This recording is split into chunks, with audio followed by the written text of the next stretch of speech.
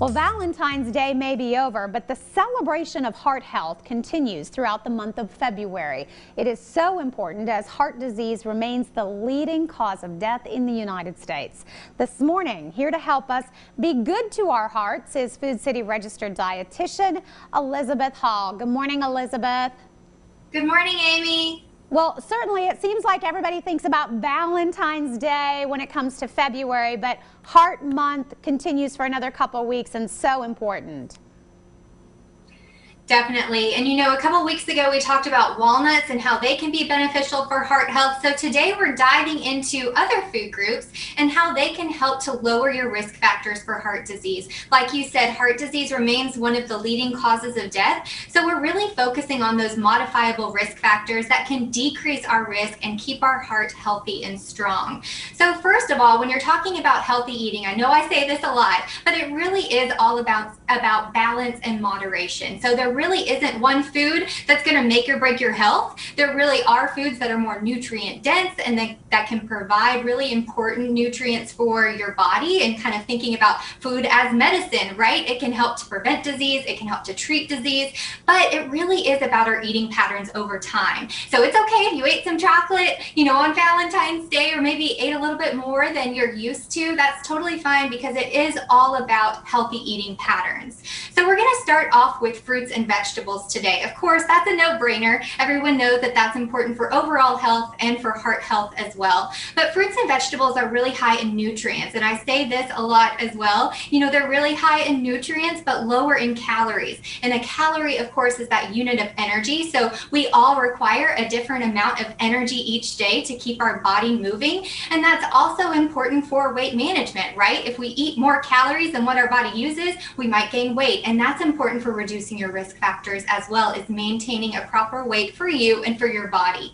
So eating more fruits and vegetables can help you with that, because they're going to give you lots of fiber, keep you fuller longer, give you lots of nutrients and antioxidants, yet they're not giving you a whole lot of calories. So that's why we say make half your plate fruits and vegetables, and really focus on all those colors. So those different colors mean different phytochemicals, different antioxidants. So focus on those dark colors, which are important for decreasing inflammation and decreasing your risk of chronic disease. If you're looking for canned fruits and vegetables or frozen, that's totally fine as well.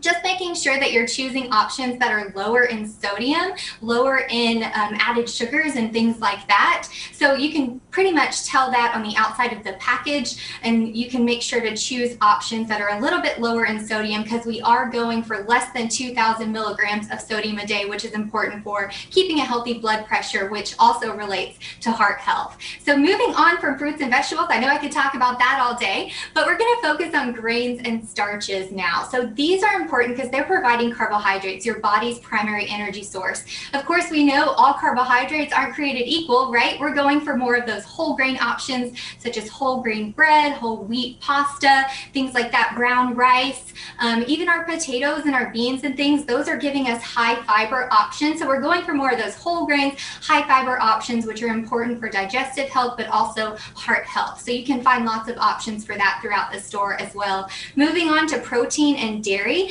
So with these options, we're going for low fat or no fat. So the type of fat that's found in dairy, or a lot of times our protein sources, such as animal proteins, meats, chickens, things like that, that's going to contain some saturated fat. And saturated fat is that solid type of fat that's more likely to clog those arteries. So as best you can, going for low fat or skim milk or non-fat yogurt, things like that, and then going for lean meat options, such as lean ground beef or lean meat or beef options, lean pork. You could also go for chicken without the skin on. And then of course we know our fish and seafood also provide a different type of fat, unsaturated fats, which are those omega-3s that are important for heart health and brain health as well. And that kind of segues into our healthy fats in general. I have some olive oil at the end there, as well as some nuts, some walnuts making an appearance again, as well as our avocado. So we're getting unsaturated fats in those options. So that's a liquid type of fat. So that's actually protective for your heart health. So going for more of those unsaturated fats, less of those saturated can be beneficial. And then of course, stepping away from your nutrition, there's also other important risk factors that you can decrease, such as maintaining an appropriate level of stress, right? We're all stressed. So managing that appropriately is really important for your body. You can do that through, mindfulness exercises as well as exercise in general, right? Mindful movement, finding exercise that you enjoy doing is also very important to reduce those risk factors. And it's interesting too, we talk about heart health, and of course some of that is hereditary, but there's so much that we can do, that lifestyle changes, to really protect ourselves and our hearts. So if we can do this, we can at least make it somewhat up that chain, right? Definitely. And that should be an empowering thought for us, right? So we can't avoid all of our risk factors, but these things we can. And so hopefully that empowers you to make a change, and to make that change a sustainable change that fits in your lifestyle. Yeah, and I've noticed too with social media, a lot of people challenging each other through this month with different healthy menu items and sharing recipes, and I think that's so good. I think as a nation we're really starting to get it and make those changes and make them part of our routine. Definitely, that accountability is so important for any change you're trying to make in your life. And I think since a lot of us can't be together, right, in person, we're really getting creative in how we're supporting each other, and that's so, so important. All right, well, certainly some great information. Elizabeth, great to have you on the show.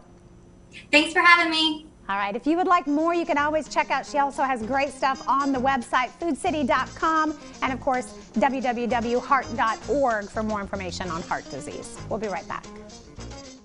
The preceding portion of Daytime Tri-Cities was sponsored by